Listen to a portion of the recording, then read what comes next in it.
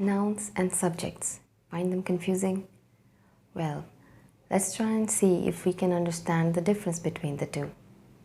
Noun is a word used as the name of a person, place, or a thing. It's basically anything and everything you can think of. By that I mean that nouns can be the things that you can perceive by your senses and even the ones that you can't. By the way, when I say senses, I mean things that you can see, hear, taste, smell, and touch. Let's take a few examples to understand these better. The book is on the table. The book is on the table. Here, book and table, both are nouns. Let's take another example. I believe in his innocence. I believe in his innocence. Here, I and innocence, both these words are nouns. Now let's get to know what a subject in a sentence is. In English, a sentence consists of two major parts, a subject and a predicate. Now, subject in a sentence can be anything, a person, a thing.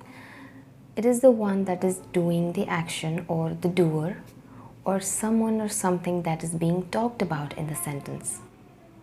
And the other part, the predicate part of the sentence, is usually the description of anything that the subject is doing or anything regarding the subject itself. So basically the thing or the person you're trying to talk about is the subject. And the descriptive part, the part where you are describing the person or the thing, that's called the predicate. Now let's take the same examples again and see if we can find the subject and the predicate. The first example is, the book is on the table. Here the book is the subject and the rest of the sentence will be called as predicate. Because here we are talking about the book and where it is. It is actually on the table. Let's take the next example. I believe in his innocence. I believe in his innocence. Now here, I is the subject because the action is being done by I. So, I will be the subject and the rest of the sentence will be the predicate. Why don't we take another example? Let's say, the early bird catches the worm. The early bird catches the worm. Here, the early bird is the subject and the rest of the sentence again is the predicate. From these previous examples, you can easily see that in a sentence, there can be multiple nouns, but there can be only one subject. Or in other words, you can say that the subject in a sentence is always a noun, but not all nouns in the sentence are subjects. Now it might sound confusing, but you can go back and listen to it again and see that it's not that hard. The rule is simple.